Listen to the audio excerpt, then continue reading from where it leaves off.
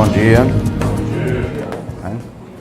Vamos ver se eu consigo deixar vocês acordados e acordadas, que com esse horário de verão, quase todos nós estamos sofrendo, né, de uma coisa que só rico sofre, né, que é jet lag, viu? Eu nunca peguei um avião para atravessar, né, os fusos horários, mas aí o horário de verão faz a gente que é pobre assim experimentar coisa de rico, né? Coisa boa. Então espero que eu não consiga fazer vocês dormirem.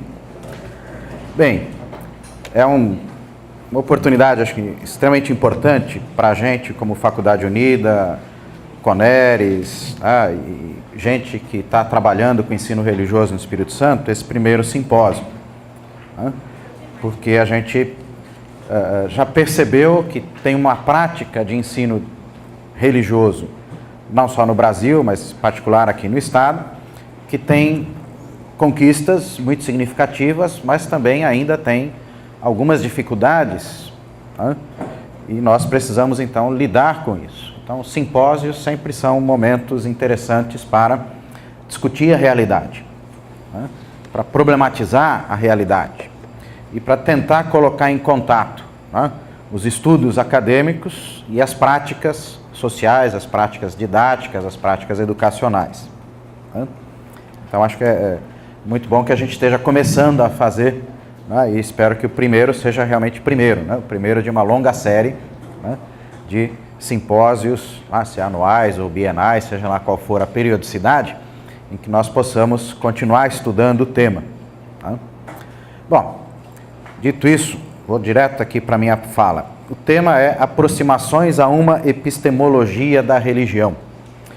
O título, Aproximações, não expressa modéstia, né? Não tem nada a ver com modéstia acadêmica, falsa modéstia, aquela coisa toda. Ele tem a ver com a constatação de que o tema epistemologia da religião é um tema que hoje se configura como um campo minado, né? Quer dizer, discutir epistemologia da religião hoje é discutir um assunto problematizado, complexo, um assunto não resolvido, né? Então, quando a gente está numa situação dessa, é melhor ser prudente. Então, aproximações é uma palavra que indica prudência e não modéstia, né?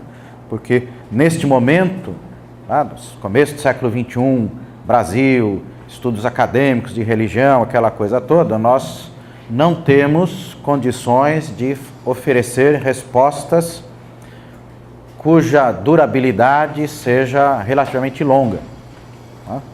Hoje em dia, nossas respostas para esta questão são respostas que a maioria dos pesquisadores no assunto considera respostas de curto, otimisticamente falando, de médio prazo, né? Então, a minha fala aqui para vocês, ela se configura muito mais como uma problematização, então, do tema. Não como uma orientação, no sentido, olha, vocês devem estudar a religião assim. A minha fala é muito mais, olha, quais são os problemas da epistemologia da religião hoje em dia. Também, deixa eu especificar, quer dizer, eu vou falar da epistemologia da religião, não do ensino religioso, tá? Nas palestras do professor Décio, o ensino religioso é o foco. Na minha fala, o foco é a religião ou as religiões. A questão é como se estudam religiões e não como se ensinam religiões, né? Porque são coisas bem diferentes. Embora, na prática pedagógica, as duas coisas andem juntas, né? Então, eu não vou entrar numa discussão direta sobre como preparar o ensino. A minha discussão passa pelo estágio anterior, como a gente estuda a religião, né?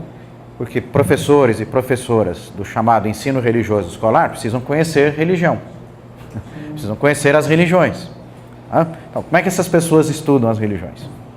E como os acadêmicos, aqueles que escrevem os livros, né, como os acadêmicos estudam religiões? Então, a minha fala problematiza esta atividade, que é a atividade do estudo da religião ou das religiões ou coisa similar. Mas, ao mesmo tempo, eu quero fazer uma problematização da prática e da normatização do ensino religioso hoje no Brasil. Então, eu vou uma parte da minha fala vai ser uma análise de um documento do FONAPER sobre epistemologia da religião. Tá? Um documento que eu baixei no dia 22 de maio de 2010, da página do FONAPER, página hoje que já não está no mesmo lugar, né? Então, esse negócio da internet são assim, né? Você tem que dizer a data, porque as coisas vão sumindo, vão sendo modificadas. Então, né, esse documento, que é um documento oficial do FONAPER, mas é datado de 22 de maio. Tá? Se você procurar hoje, entrar na página do FONAPER hoje, o que eu vou ler aqui não está mais nesta forma exata. Tá? Então, não estou dizendo assim, que essa é a palavra oficial do FONAPER hoje. 22 de maio era o que estava lá na página do FONAPER. Então, eu vou problematizar também a descrição epistemológica da religião que foi apresentada, tá? Então, na página do FONAPER naquela data. Bom, então vamos lá. O que precisa ser problematizado neste tema? Primeiro, a própria epistemologia. Né? A palavra epistemologia, tá? Que basicamente significa o estudo da ciência, né? É um termo que indica um campo problemático. Um campo problemático em pelo menos 3 dimensões. A primeira dimensão é a dimensão que eu chamo filosófica, que epistemologia se torna, a partir de Descartes e os filósofos modernos, chegando até o Hegel, a natureza da filosofia na modernidade. Ou seja, toda filosofia moderna, em certo sentido, se constitui como epistemologia, ou seja, como uma teoria sobre como conhecer verdadeiramente aquilo que nós precisamos conhecer. Então, epistemologia, nesse trabalho filosófico, se configura como um estudo a respeito das condições do conhecimento verdadeiro. E a filosofia moderna, pelo menos nesse período de Descartes até Hegel, é predominantemente um estudo sobre como conhecer verdadeiramente a verdade. Porém, esta história muito rica de produção epistemológica, dentro do campo da própria filosofia, é questionada. Durante todo o século XX, a epistemologia, enquanto filosofia primeira, né, que é um dos termos para isso, passa a ser questionada. E na segunda metade do século XX, praticamente se destrona a epistemologia como filosofia primeira.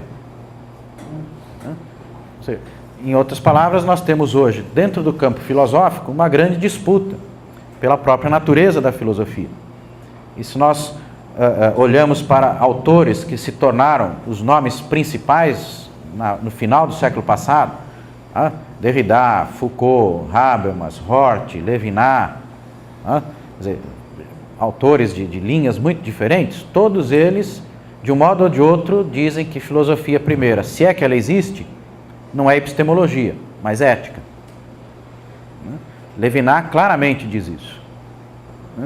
Heidegger claramente diz, olha, a filosofia até hoje fez metafísica, nós temos que esquecer isso. A filosofia, desde a sua origem até hoje, ela estudou o ser, mas pensando que estudava o ser, ela estava estudando os entes. Então, uma boa filosofia é uma filosofia do esquecimento. Temos que nos esquecer dessa história e construir uma nova. Se você quiser saber o que o Heidegger queria dizer com isso, depois você pergunta para ele, porque é muito mais fácil dizer o que ele disse do que explicar o que ele disse.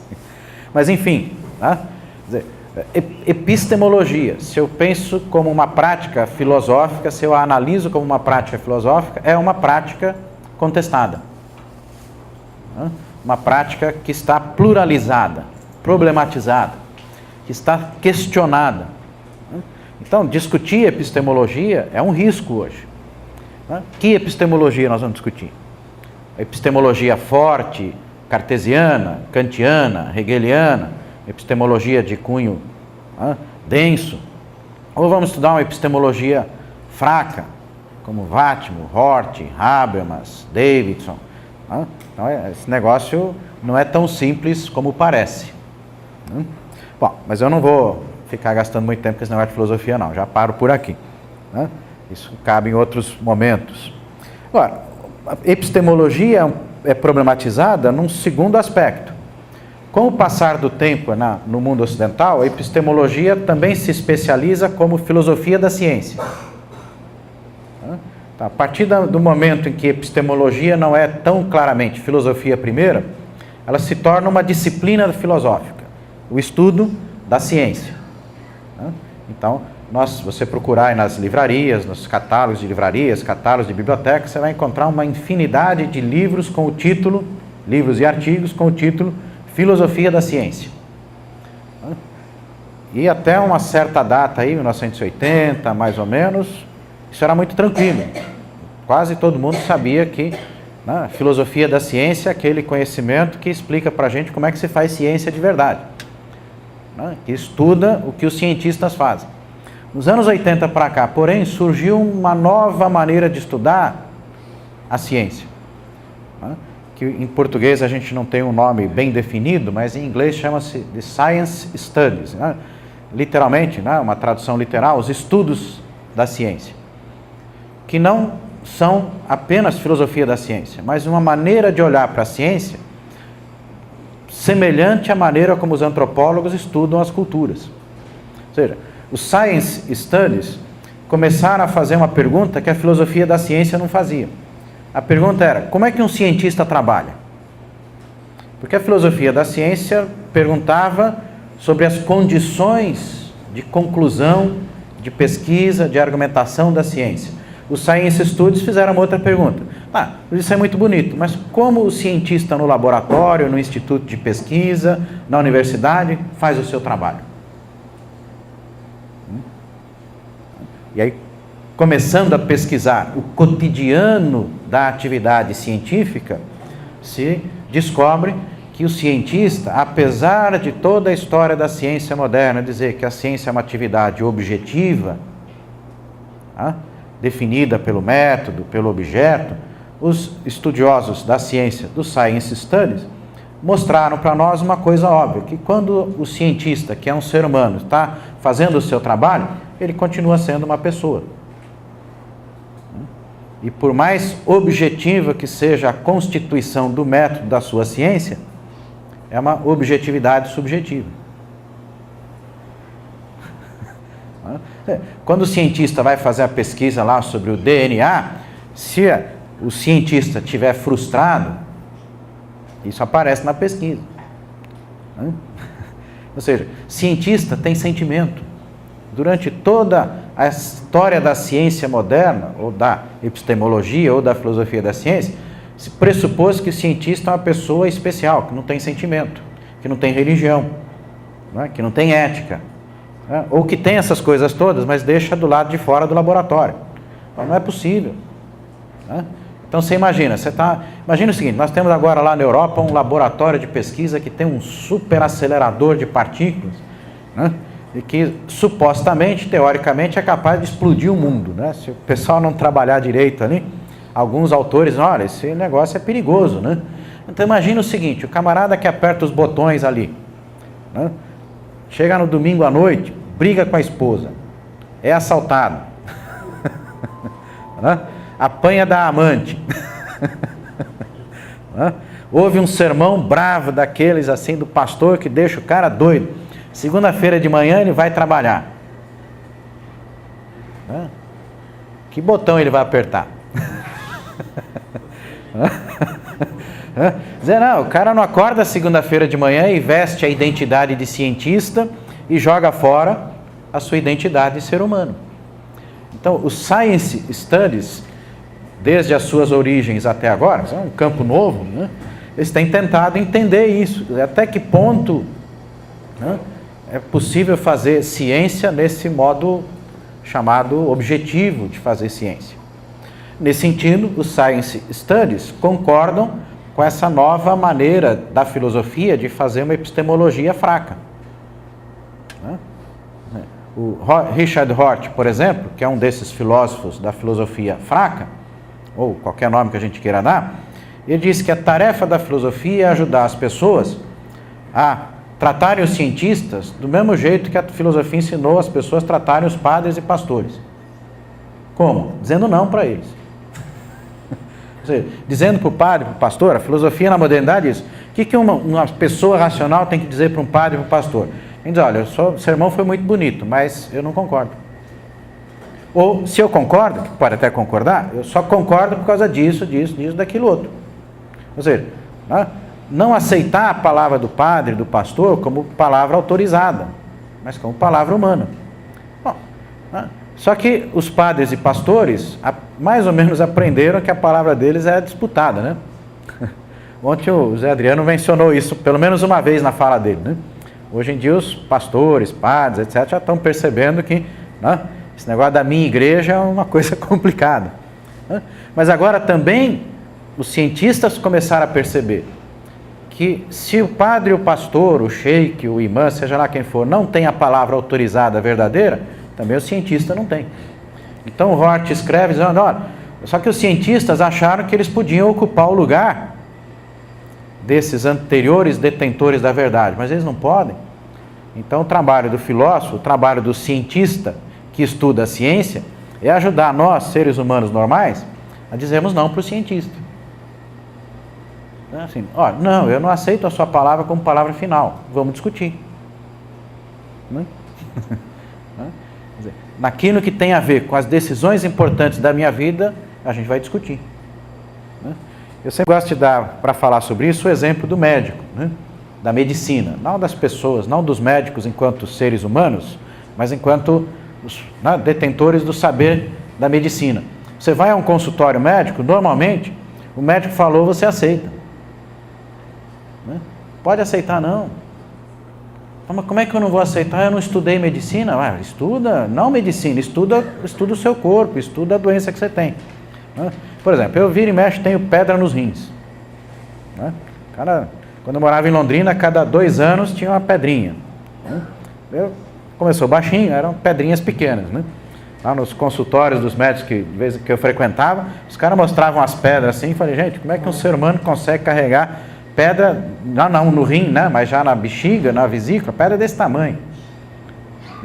Pedra que parecia um ouriço, uma coisa tudo cheia de espeto, mas as minhas tudo tranquilinha, Mas eu já visitei, já consultei uns 8 ou 10 médicos especialistas em urologia, e cada um explica uma coisa diferente.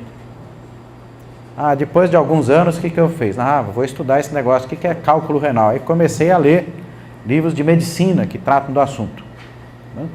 Este ano mesmo eu tive um cálculo renal, fui a um médico aqui em Vitória para atender, de lá, você faz assim, assim, assim, assim, assim.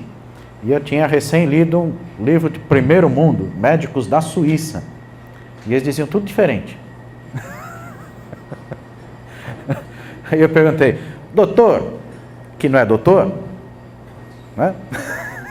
ele me tratou de Júlio, eu sou doutor, pô.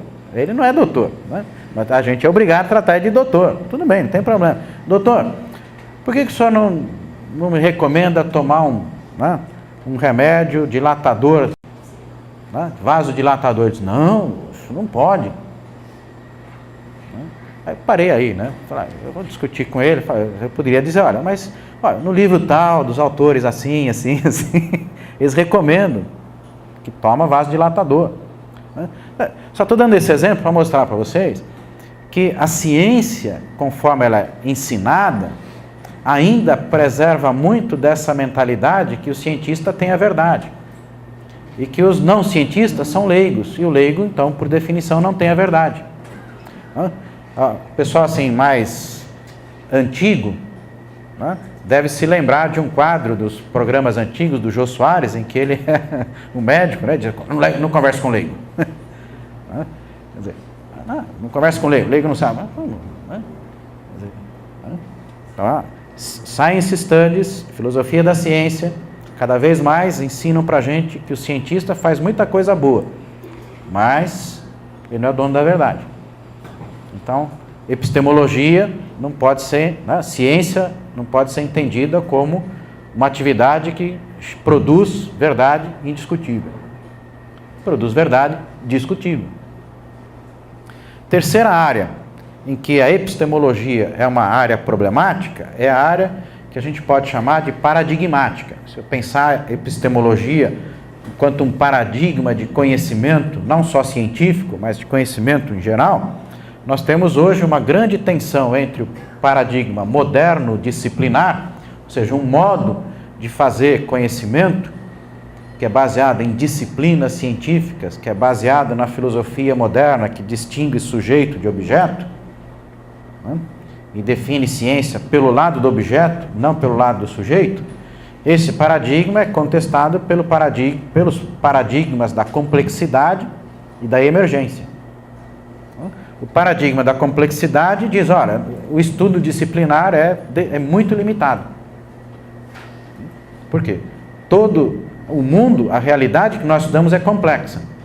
Estudar uma realidade complexa de modo disciplinar é perigoso. É importante, é necessário, mas é perigoso. Quem trabalha com escola já sabe desse negócio aí. Mesmo que nunca tenha ouvido falar de negócio de complexidade, todo dia passa lá interdisciplinaridade, multidisciplinaridade, transdisciplinaridade, temas transversais. Toda essa linguagem vem exatamente dessa discussão. E paradigma da emergência, que mostra o quê? Que quem estuda é um sujeito.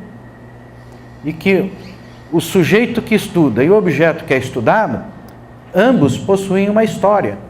Eles emergem, né? Eles chegam à tona em alguma época. Né? Ou seja, eles se constituem em algum momento. Tem começo, meio e fim. É que nós, seres humanos, achamos que nós não temos nem começo, nem meio, nem fim, a não ser o caso que a gente vai morrer, mas aí é o indivíduo. Mas a própria humanidade tem prazo de validade.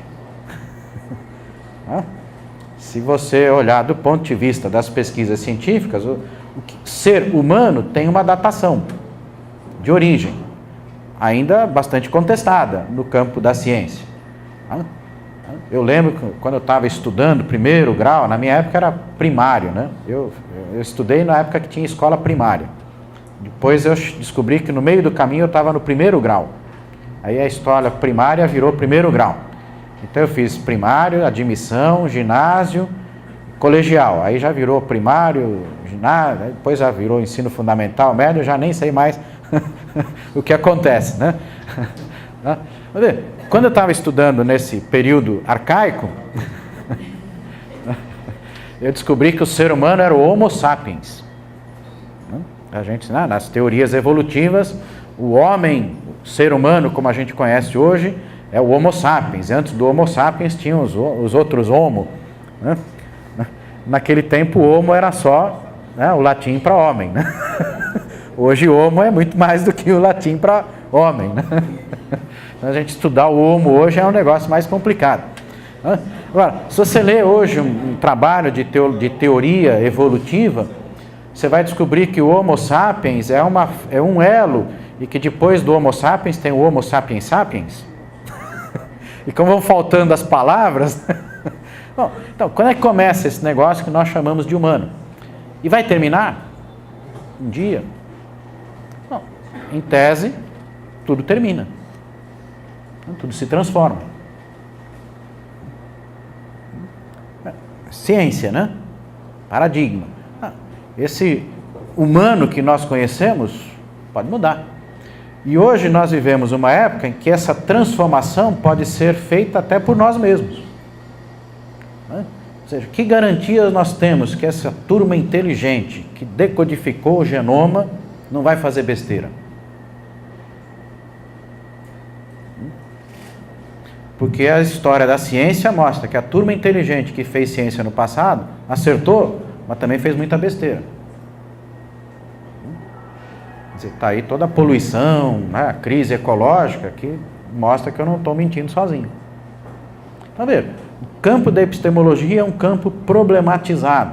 Então, como é que eu posso dizer para vocês, façam epistemologia, né, estudem religião assim, sendo que nós vivemos numa época em que as nossas certezas epistemológicas ruíram.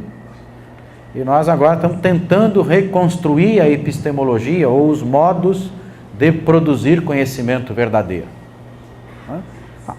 Esse é um primeiro item da problematização. Vamos para frente.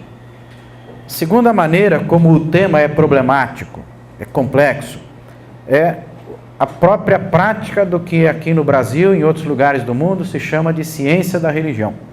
Ou seja, o estudo científico sobre a religião, o estudo acadêmico sobre a religião, que nos últimos 40, 50 anos produziu uma quantidade imensa, uma riqueza impressionante de conhecimentos, é um campo altamente problematizado.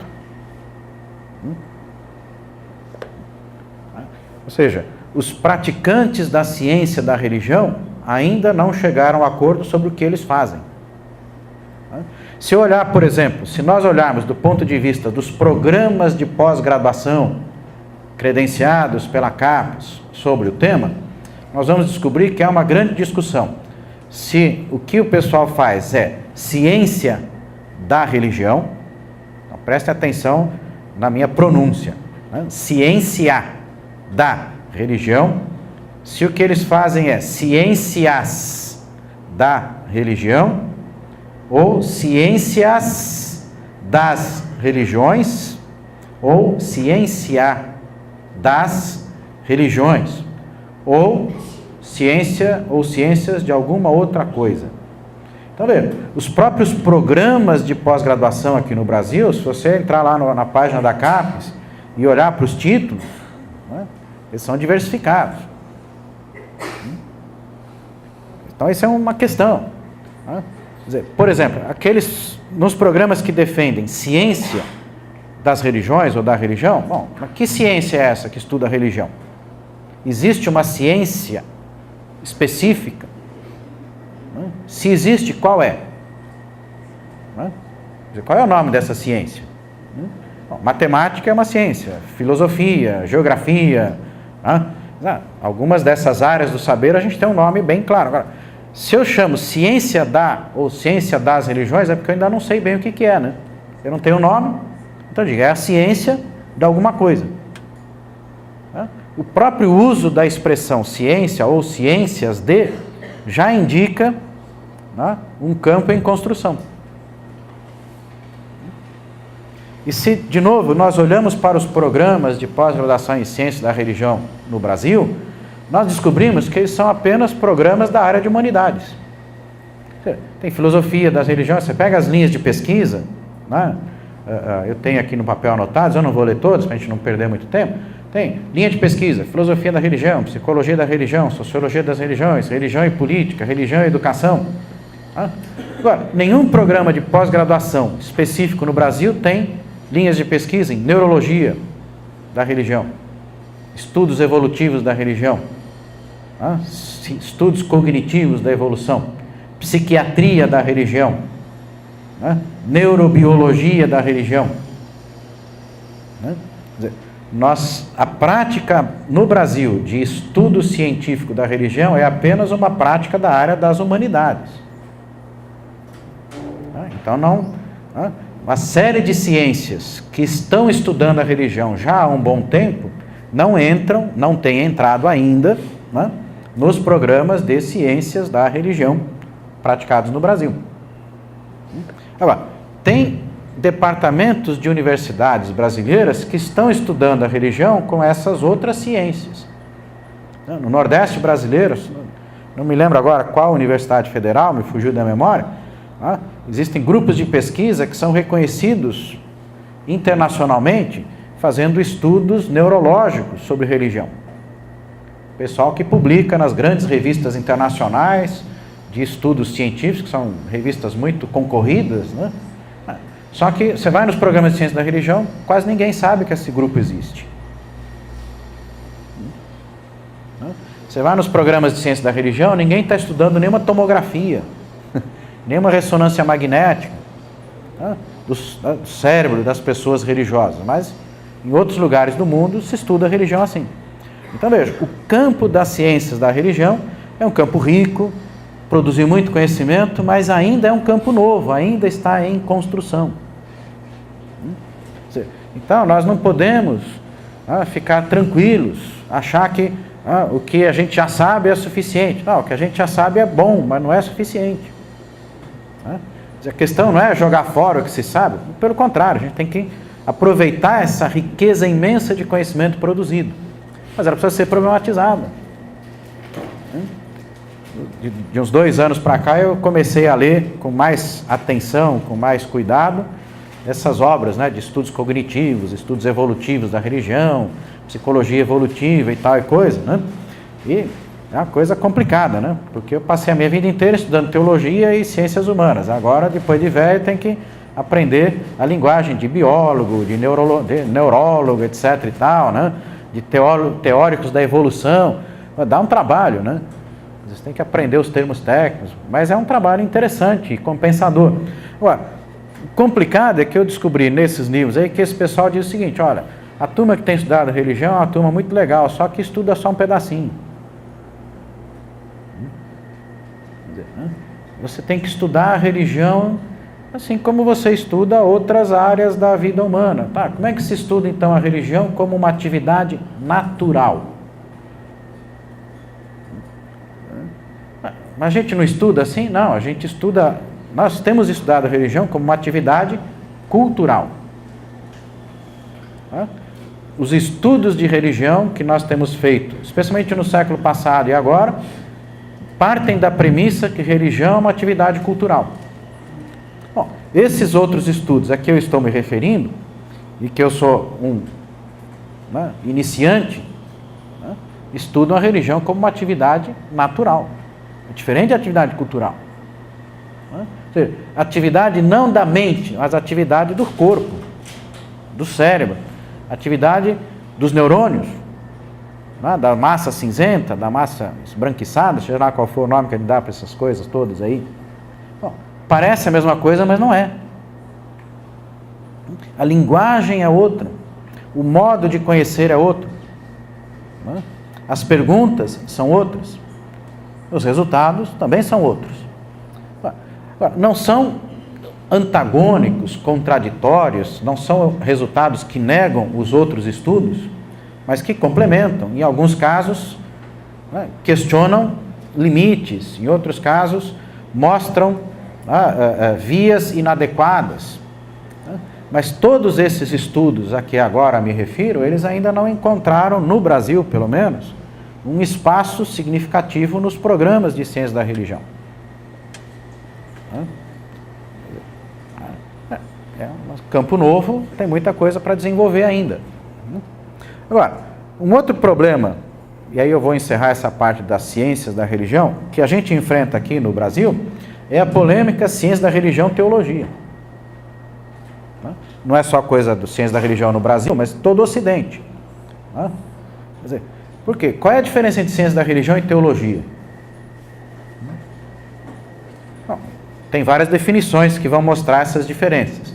Mas aí você olha de novo, vamos bancar um estudioso do Science Studies, aí você vai olhar o currículo dos professores dos programas de ciências da religião no Brasil. Aí você descobre uma coisa interessante. Na maioria dos programas de ciências da religião no Brasil, a maioria dos professores tem formação em teologia. E a maioria não, todos os programas de ciências da religião dizem, ciência da religião não é teologia. E não pode ser teologia.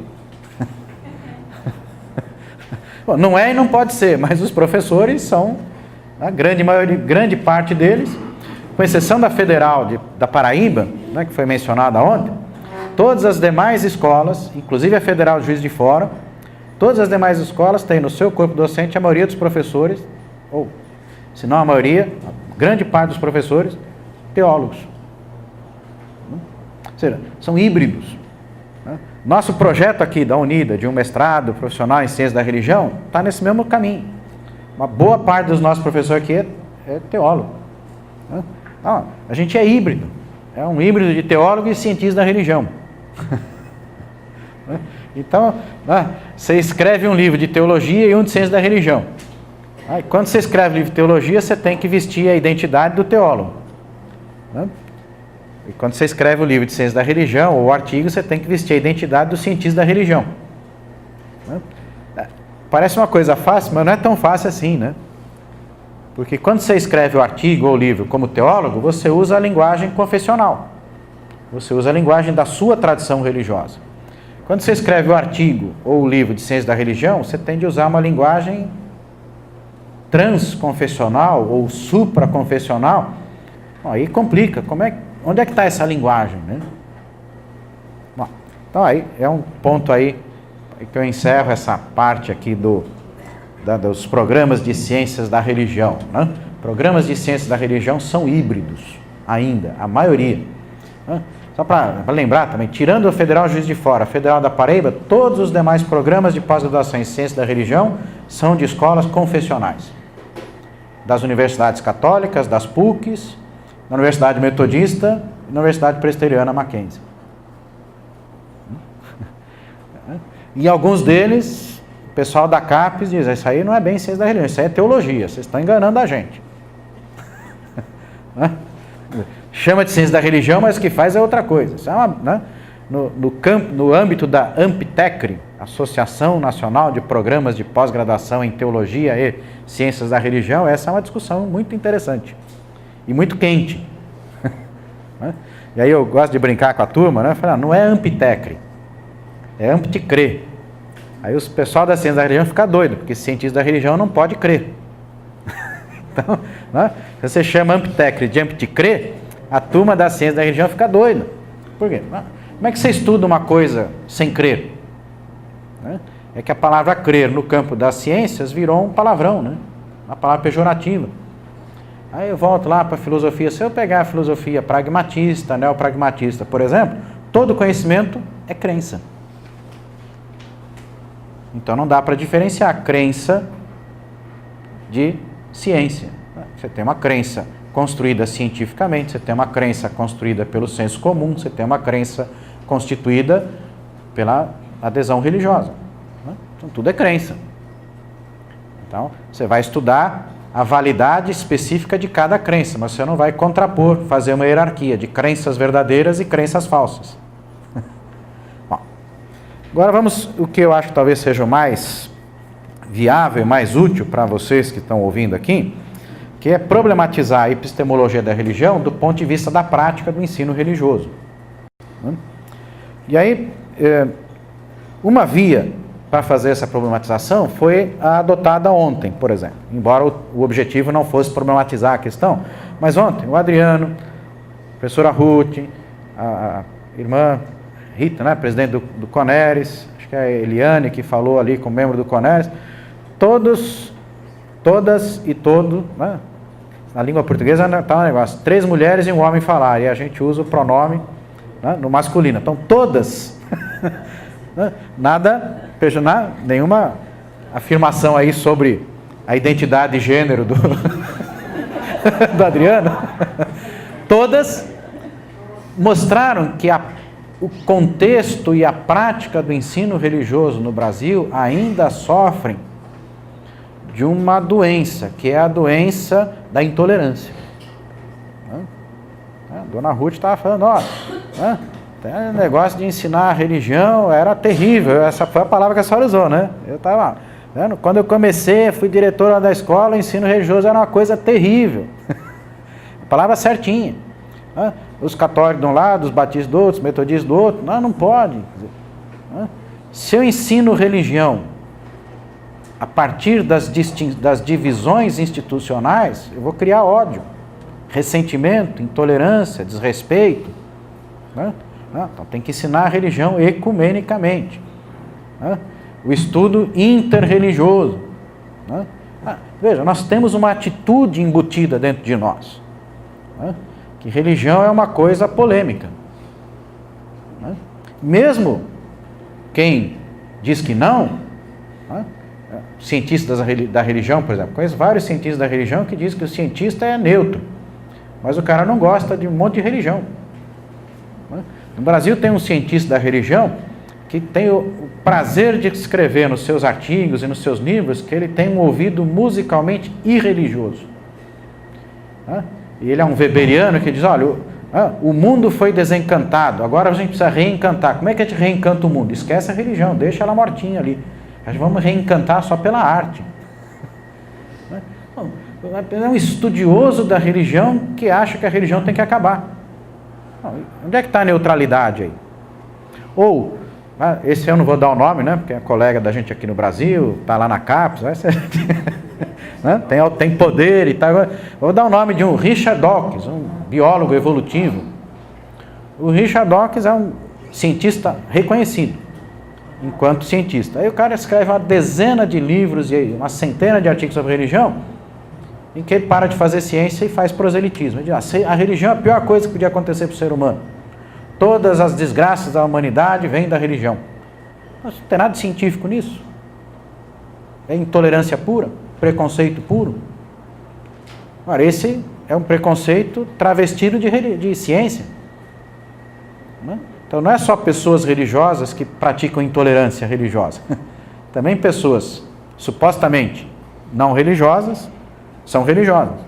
Né? A ciência virou a religião do Dawkins. Né? O próprio Deus. Né? O Deus agora mudou de nome. Enfim. Né?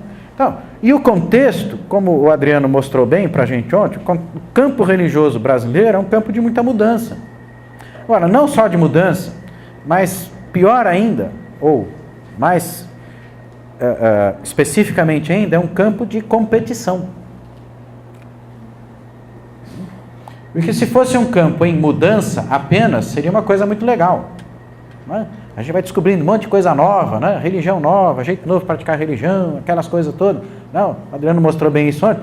O problema não é a mudança, o problema é que essas mudanças estão se dando num terreno de competição ferrenha, feroz. Né? Ferrenha e feroz não só porque de vez em quando se chuta a imagem de santa. Né? O pessoal parou de fazer isso, pelo menos na televisão. Né? Viram que o negócio é... Né? É um campo em que se joga pedra em terreiro de Umbanda, em que se profana santuários da Umbanda, do Candomblé, de várias religiões de matriz africana. É feroz isso aí. Nós tivemos, no Rio de Janeiro, aqui no Espírito Santo, tivemos que constituir um fórum em defesa da liberdade e da tolerância religiosa. Por quê? Porque cristão não é gente do mundão, cristão. E dentre os cristãos, principalmente os evangélicos, a gente já nem sabe mais o que é esse negócio evangélico, os evangélicos, que de vez em quando falam que os católicos perseguiram os primeiros missionários, eles vão lá e chutam as imagens da Umbanda, vão lá e demonizam os terreiros de Umbanda, os de Candomblé e tal coisa. Repara, o campo religioso brasileiro é um campo competitivo, feroz. As instituições religiosas estão disputando membresia. O Adriano falou dos números ontem. Esses números podem ser vistos de uma maneira puramente matemática, mas se eu olhar para esses números do ponto de vista da prática, esse crescimento de um, declínio de outro, é o fruto de uma luta intensa pela alma, pelo corpo e principalmente pelo bolso do brasileiro. Por que a Igreja Católica, por exemplo, tem se esforçado no século XXI para recuperar membresia? Porque embora gente católica seja gente boa, a Igreja Católica como instituição, como qualquer outra instituição, quer manter hegemonia, quer continuar tendo autoridade para influenciar os destinos do país. Se você olhar para a página, se for na página do Fonaper hoje, tem lá a notícia, está em uma ação do Supremo Superior Tribunal Federal arguindo a inconstitucionalidade do acordo Brasil-Vaticano. Porque no acordo Brasil-Vaticano diz que o ensino religioso tem que ser ensino da catolicismo e de outras religiões.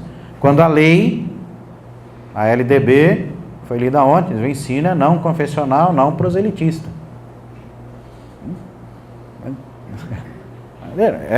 Religião, gente, não é coisa só de gente boa, que vai rezar, que vai cantar, que vai fazer trabalho, que vai fazer um sacrifício, que vai pagar uma demanda. A religião é feita de gente boa, mas as instituições religiosas também são feitas da parte não tão boa da gente. É aquela parte que gosta de dinheiro, que gosta de poder, que gosta de influenciar os outros. E quando chega nesse ponto, nem sempre a gente vive de acordo com o ideal que a gente ensina. Claro, a gente capturar membro não é fácil, não. Você tirar um camarada de uma igreja e botar na outra é uma briga. Quando eu era professor lá na EST, a gente estava discutindo muito esse negócio. A EST abria novos cursos, não abria novos cursos, se crescia, se não crescia. Aí um assessor dessa área de ensino superior disse para a gente, olha, se vocês abrirem curso aí, pedagogia, psicologia, seja lá o que for, vocês têm que estar preparados para entrar numa competição feroz. Porque você só vai ter aluno se você arrancar dos outros. Porque se você não arrancar do outro, você não tem aluno.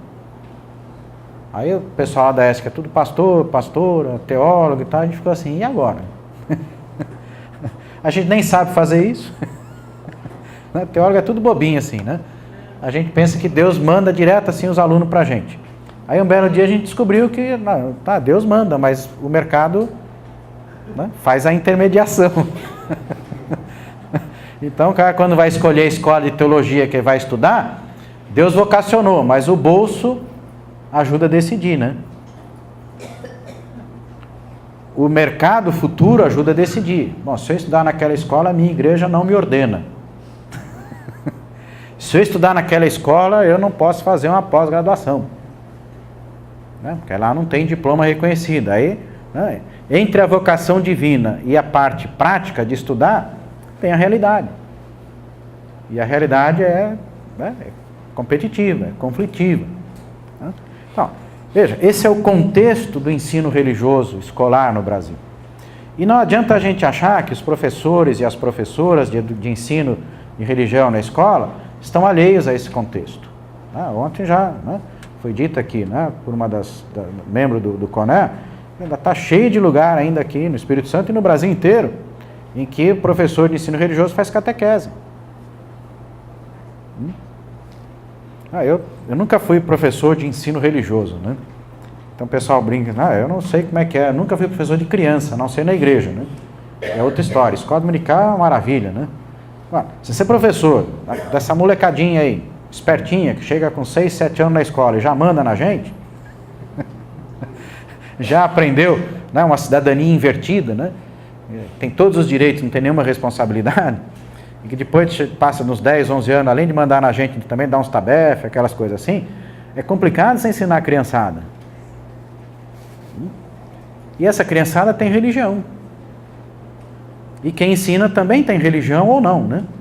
Quer dizer, então você é um batista, né? Eu trabalho muito com ensino, né, de professores de religião, dou um monte de aula em curso de ciência da religião, ensino religioso. Como é que um batista vai ensinar espiritismo? Como é que uma professora católica vai ensinar umbanda, candomblé, budismo? Como é que um bandista vai ensinar cristianismo? Quer dizer, como uma pessoa, né, de descendência africana, que foi escravo, descendente de escravo, cuja religião foi massacrada pelo cristianismo, vai ensinar cristianismo, né, de uma forma puramente neutra? Então, o cristianismo para os africanos foi a religião do dominador, a religião do opressor. Como é que eu ensino isso aí?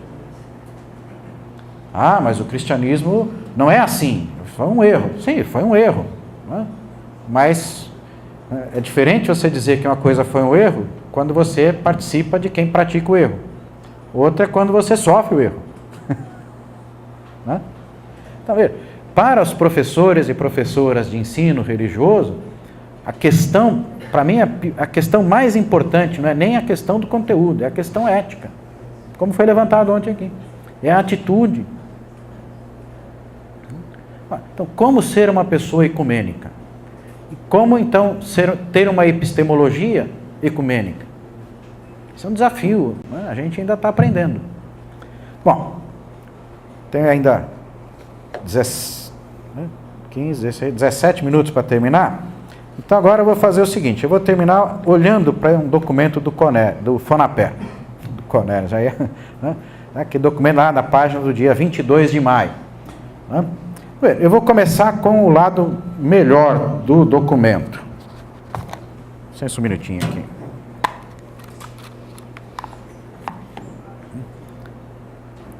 Esse é o limite do ser humano, né? Tem uma hora que a gente só enxerga com a lente. Olha, que coisa bonita diz aqui o documento do FONAPER. Este estudo, religião e tal, reúne conjunto de conhecimentos ligados ao fenômeno religioso em um número reduzido de princípios que lhe servem de fundamento e lhe delimitam o âmbito da compreensão. Assim, não se separa das ciências que se ocupam com o mesmo objeto, como filosofia da tradição religiosa, história e tradição religiosa, sociologia e tradição religiosa, psicologia e tradição religiosa, nem delimita de maneira absoluta e definitiva um critério epistemológico unívoco. Fantástico. Nem delimita de maneira absoluta e definitiva um critério epistemológico unívoco. Assina embaixo. Eu acho que todo mundo que está envolvido no campo deveria assinar embaixo. Porém, e aí vem então o trabalho da pessoa que problematiza, embora isto seja afirmado, na prática isso não é feito. Já no mesmo parágrafo, né, que eu li aqui para vocês, este estudo reúne o conjunto de conhecimentos ligados ao fenômeno religioso. Vamos brincar um pouco agora, né? Para o leigo, fenômeno religioso é apenas um fenômeno religioso. Para o estudioso, fenômeno religioso é uma abordagem epistemológica específica. A partir do momento que eu chamo religião de fenômeno religioso, eu já fiz uma opção epistemológica. E se a gente lê os documentos do FONAPER, essa expressão fenômeno religioso perpassa toda a documentação. E embora a gente possa dizer, olha, a intenção, né, do termo nos documentos não é uma intenção unívoca, não é uma intenção restritiva, mas uma coisa, né, quem estuda a comunicação aprendeu isso, uma coisa é o que eu intenciono dizer, outra coisa é o que eu consigo dizer. Então, se eu intenciono dizer uma coisa não unívoca, mas uso um termo como este, fenômeno religioso, que delimita epistemologicamente o meu objeto, né, eu estou fazendo o que os filósofos chamam de autocontradição performativa. Eu quero dizer X, mas digo o não X. Então, quando o não X que eu digo, pensando que é X, chega no leitor, na leitora, na maior parte das vezes ele chega como não X, e não como o X que eu quis dizer. Bom, aí você vai perguntar, o que a gente põe então no lugar? Bom, esse é um dos problemas, né? Isso que eu disse antes, o campo epistemológico está numa confusão danada. Então, se não é fenômeno religioso, é o quê? Essa é uma grande pergunta. Para isso que está estudando epistemologia da religião, né? O que é, afinal de contas, esse objeto? Religião, religiões. Ou, nesse mesmo parágrafo, não se separa esse conjunto de conhecimentos que se tornam parâmetros curriculares das ciências que se ocupam com o mesmo objeto, como filosofia da tradição religiosa. Mas não tem nenhuma ciência chamada filosofia da tradição religiosa, nem sociologia da tradição religiosa. Tem filosofia da religião, sociologia da religião. Então, ao usar a expressão tradição religiosa, nós também já estamos especificando o fenômeno.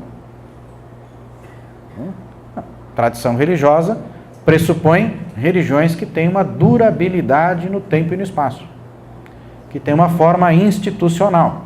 Bom, a maioria das religiões tem essa durabilidade, tem essa forma institucional, mas não todas. E especialmente no final do século XX, começo do século XXI, nós experimentamos a efervescência dos chamados novos movimentos religiosos. Experimentamos a emergência da espiritualidade, né? Do fenômeno que o IBGE chama do sem religião, que tem religião. Né? Os sociólogos e cientistas da religião do exterior sempre ficam doidos com as coisas do Brasil, né? Aqui no Brasil, nós temos uma categoria de pessoas que, segundo o IBGE, são pessoas sem religião. Mas não são pessoas sem religião, porque eles não são ateus. É outra coisa, né? O sem religião é quem pratica uma espiritualidade ou uma religião não institucionalizada. Então, como é que é sem religião? Esse negócio, a gente tem que problematizar. Né? Volta aqui para o documento, né, dessa página aqui do FONAPER. Vou citar de novo aqui. Conhecer significa captar e expressar as dimensões da comunidade de forma cada vez mais ampla e integral.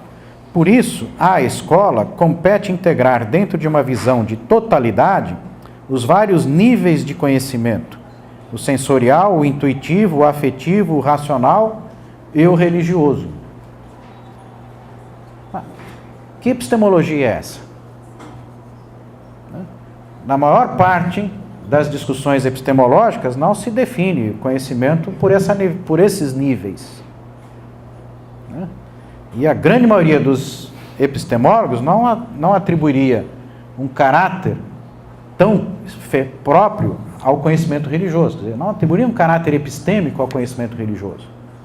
Ou seja, a religião, do ponto de vista da epistemologia, não produz uma via peculiar.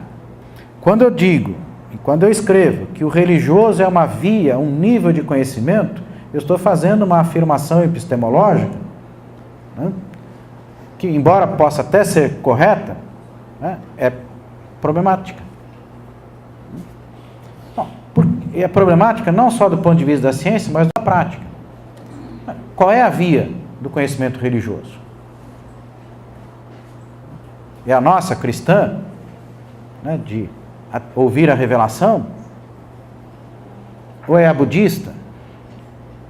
Ou é a das religiões de matriz africana que não tem revelação?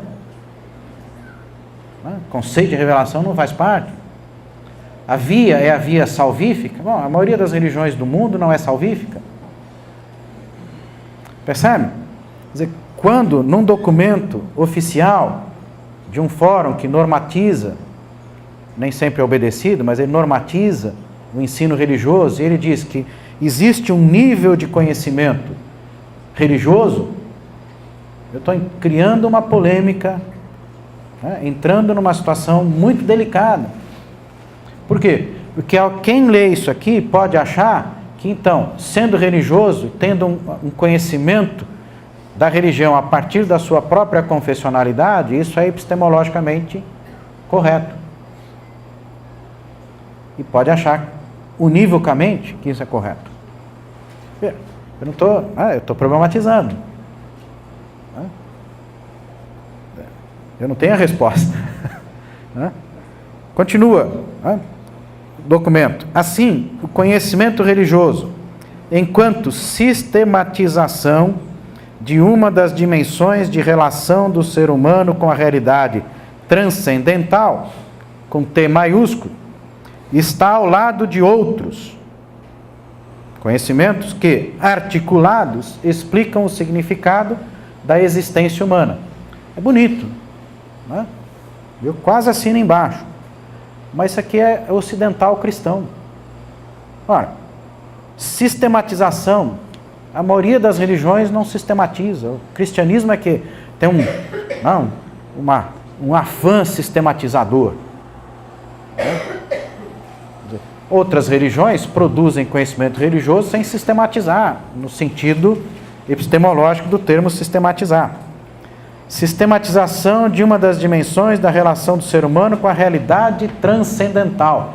Realidade transcendental com T maiúsculo é da filosofia moderna metafísica e da filosofia cristã medieval.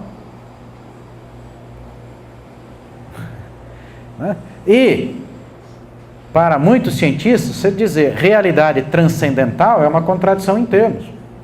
Porque se é transcendental, não pode ser realidade cientificamente observável. Leva o Kant. O Kant fez essa divisão. As ciências estudam o quê? O fenômeno. A filosofia, o transcendente. Então, se eu quero estudar a religião cientificamente e chamo a religião de realidade transcendental, eu estou trabalhando com uma linguagem problemática. Uma linguagem complicada. Por quê? Porque aí não é mais ciência. Então, eu já estou dizendo, a religião está fora do campo da ciência. A religião está só no campo da filosofia metafísica, que estuda o transcendente. Mas, como é que eu digo, como é que eu posso, por exemplo, explicar as religiões de matriz africana com essa categoria transcendental? uma das categorias fundamentais das religiões africanas e das religiões afro-brasileiras é o axé. O axé não é transcendental, o axé é imanente. É uma força interna, é uma energia interna do cosmos. Então, quando eu digo que a gente estuda uma realidade transcendental, eu já estou fazendo, né, uma exclusão daquelas religiões que entendem que a religião é imanente, que a experiência religiosa, que os seres sobre-humanos ou transhumanos, ou ultra-humanos da religião não são seres transcendentais, são seres imanentes. O budismo e outras religiões asiáticas, elas são mais da imanência do que da transcendência. Percebe isso?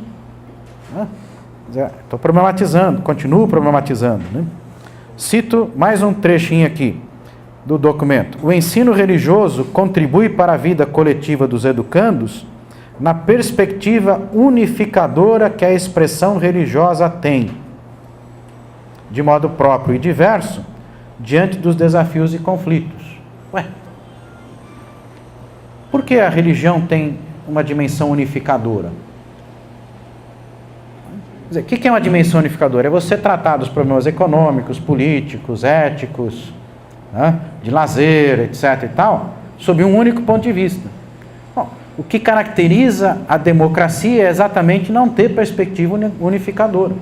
Então, se eu digo que o ensino religioso contribui para a vida coletiva dos educandos, numa perspectiva unificadora, quem não é do cristianismo já levanta uma antena imensa. Fala, peraí, vocês estão querendo fazer catequese.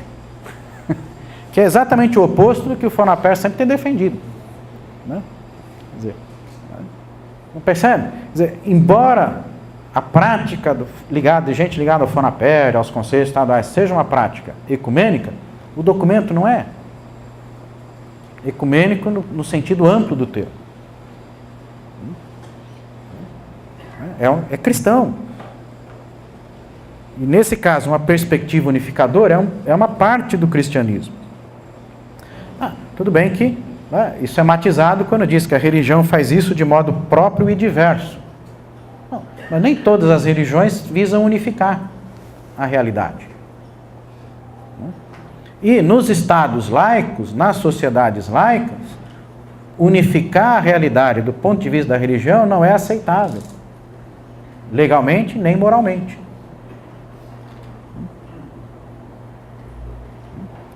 É só olhar aí, só lembrar da discussão aí da irmã Dilma e do irmão Serra. Aí vocês descobriram até uma coisa fantástica que acontece na política brasileira. A campanha política fez duas grandes conversões. A dona Dilma, da noite para o dia, virou irmã Dilma, devota católica. Segundo as más línguas, ou boas línguas, faz décadas que ela não pisa numa igreja. De repente, cadê a Dilma? Está lá na igreja. Segundo as más línguas, faz décadas que ela não usava a palavra Deus, a não ser em alguma imprecação. Primeiro programa de segundo turno, agradeço a Deus pelos votos que eu recebi e tal e coisa. Bom, e o José Serra? Não só se converteu, virou irmão Serra, mas aceitou a vocação missionária. É evangelista Serra. Fantástico o negócio. Está lá, folhetinho de campanha, santinho de campanha, olha que maravilha, santinho de campanha. Vote no José Serra. Em cima, Jesus, verdade e justiça. Assinado, José Serra. Olha que maravilha, Jesus não sabe bem quem ele é, agora ele sabe, porque o Serra diz quem ele é, e ele garante. Então, que Jesus é verdade e justiça é garantido não pela Bíblia, mas é garantido pelo Serra. Assinei. Jesus estava numa crise de identidade. Quem é Jesus? Não, Jesus é verdade e justiça. E para Jesus perder a dúvida, o Serra garantiu. Repara, esse negócio de ciência é complicado, de religião. Você unifica como? Aí, o que está acontecendo com essa discussão maluca da campanha?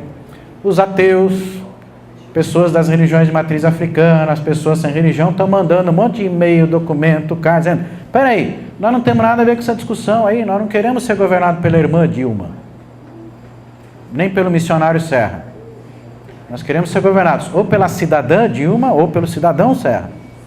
A cidadã Dilma, o cidadão Serra pode ter a religião que quiser, mas como presidente tem que ser apenas cidadão. Então, veja, quando a gente diz perspectiva unificadora, parece um negócio bonito, mas as implicações concretas são terríveis. Porque o Serra acreditou nesse negócio aqui, ó. O que vai acontecer então com as crianças e adolescentes gays das nossas escolas se essa perspectiva unificadora funcionar? Porque, né, a perspectiva unificadora concreta no Brasil é homoafetividade é inferior à heteroafetividade. Tudo bem, se você, na sua crença religiosa, você hierarquiza heterossexualidade, homossexualidade, é um direito privado da sua crença religiosa. Mas você não pode fazer isso na escola. Agora, se o ensino religioso cria essa perspectiva unificadora, bom, unificadora a partir de onde? De que lugar? De que política? De que crença? De que ética? Complicado, né? E para terminar, deixando aí duas coisinhas só, né? Eu vou passar 2 minutinhos ou 3 aí. Né? Horário brasileiro, né? A gente começa um pouquinho depois, termina um pouquinho depois, né? E como a gente, né, no Brasil a gente conta assim com a benevolência das pessoas e tal. Em outros lugares o pessoal cortava o som e pronto.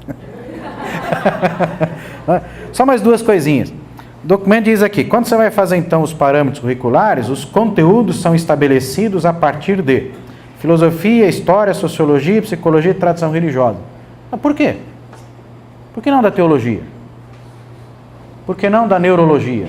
Por que não da teoria da evolução? E qual filosofia da tradição religiosa? Qual história? Qual sociologia? Qual psicologia? Ou seja, o documento delimita por demais o acesso ao conhecimento religioso. E delimita por demais, consequentemente, o parâmetro curricular. Mais para frente, o texto diz, os conteúdos dos parâmetros curriculares estabelecidos a partir de 1. Revelação. Bom, já dançou, já cometeu autocontradição performativa. A maioria das religiões não tem essa ideia de revelação.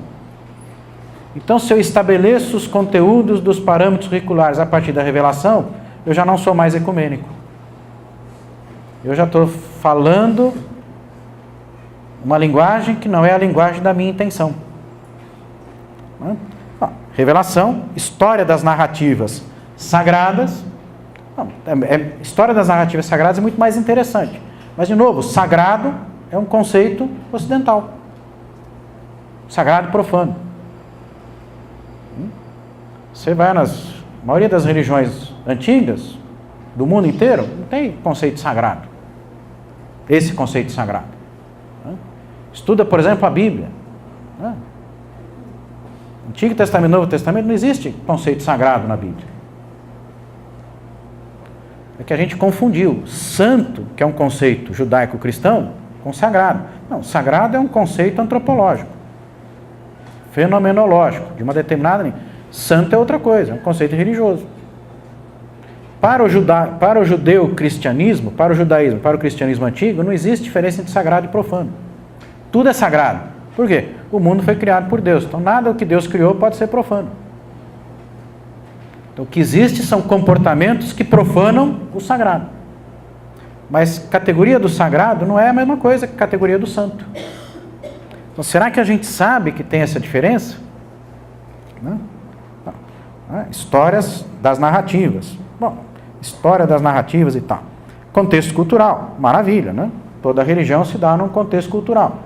Mas tem religiões que são o próprio contexto, que são a própria cultura. Por quê? Quando eu digo contexto cultural, eu estou partindo do pressuposto de que uma coisa é cultura, outra coisa é religião. Não, isso é cristianismo, só. Todas, ou quase todas as demais religiões no mundo não se separam da sua cultura. Não mantém uma relação tensa com a cultura. O cristianismo é que tem essa relação tensa com a cultura. Que transforma, né, que diz que a cultura é pecado. Não só, mas jaz no maligno. Depois diz, finalmente, conteúdos estabelecidos a partir da exegese. Terminologia não só cristã, mas teológica. 99% das pessoas não tem a menor ideia de que seja exegese. Uma vez dando aula de exegese, um aluno falou assim, egegege. Gegege, né? Outras vezes já ouvi exegegue. E eu falei, com todo respeito aos jegues, a maior parte do que os alunos de teologia fazem é exegegue. Com todo respeito aos meus amigos aqui, alunos e alunas e tal. Aqui não, aqui na Faculdade Unida é gegege. Aqui é gegege. Né? Mas você vai perguntar para um adepto da Umbanda, vai perguntar para um bandista, para uma pessoa do candomblé, você já fez egegege? Gegege do quê? Que é isso? Por quê? Porque a Umbanda não tem escrito sagrado, no sentido, né, que cristão, judeu e o muçulmano tem. Tá, tudo bem. Quase todas as religiões têm textos, têm conteúdos, mas a maioria das religiões não faz exegese. Nem gegege, nem coisa parecida. Faz outra coisa. Faz meditação, faz contemplação. O próprio judaísmo, né? Não os acadêmicos, o próprio judaísmo não faz exegese, não faz teologia. Né? O judaísmo faz midrash, faz pregação. Né? Você pega o Talmud, você pega os comentários judaicos mesmo, não já ocidentais da academia, tem nada a ver com a exegese que nós aprendemos a fazer na academia. Né? Vou dar um exemplo. Né? Quando ensinando uma das matérias aqui no nosso programa de Ciências da Religião, eu peguei um sermão de um rabino judeu, comentando um texto do Salmo que diz, já sou velho, fui moço, nunca vi o justo mendigar o pão. Resumindo, como é que esse rabino interpretou? Ele diz o seguinte, olha, vou cortar o sermão inteiro em duas fases. Por que o salmista pode dizer, sou velho, fui moço, nunca vi o justo mendigar o pão? Porque o justo, quando vê o pobre, socorre o pobre. Por isso ele não deixa o pobre mendigar. Gente, se você fizer exegese direitinho, você nunca vai chegar a você não vai chegar a essa conclusão. Por quê? O verbo ver significa, na exegese tradicional acadêmica, apenas ver. Mas para o judeu, ver significa se comprometer.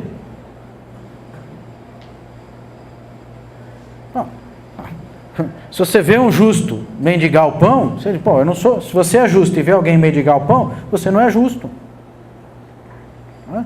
E o justo, se mendiga o pão, ele não é mais justo, ele é oprimido. É vítima da injustiça. A exegese não sabe fazer isso aí. A não ser mais recentemente, quando a leitura popular da Bíblia tomou conta de uma parte da exegese e diz, não, exegese se faz a partir do clamor do pobre. Mas essa linguagem exegese é uma linguagem opressora. E eu sou professor de exegese há 30 anos.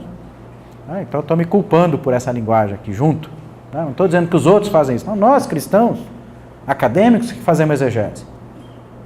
Então, quando eu digo que o conteúdo do ensino religioso escolar tem que ser fruto da exegese, embora a minha intenção, a intenção do Fonapé não seja essa, ela está dizendo que o conteúdo do parâmetro curricular tem que ser feito a partir de uma religião específica e de um setor específico dessa religião, que é a academia teológica. Bom, como eu disse que ia acabar, o que eu fiz aqui com vocês foi encher a cabeça de vocês de minhoca, foi problematizar. Aproximações. Hoje, a aproximação à epistemologia da religião é uma aproximação difícil, complicada, conflitiva, tanto do ponto de vista teórico quanto do ponto de vista prático, tanto do ponto de vista da ciência quanto do ponto de vista da ética, e especialmente do ponto de vista da própria religião. Isso quer dizer que nós que estudamos, e entre nós aqueles que praticam o ensino religioso escolar, tem um tremendo desafio à sua frente, de conseguir aproveitar toda a riqueza do que já foi produzido, do que já foi feito, e conseguir ir além dos limites que toda atividade humana tem. Né? Tá vendo? Fonaperco, né? Essas coisas todas, fantástico.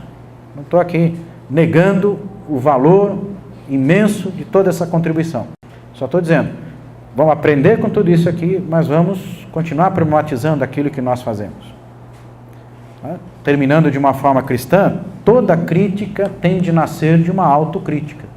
Eu não posso criticar a sociedade, a realidade, não posso criticar a religião do outro, enquanto eu não criticar a minha própria religiosidade, a minha própria prática religiosa, a minha própria maneira de estudar a minha religião.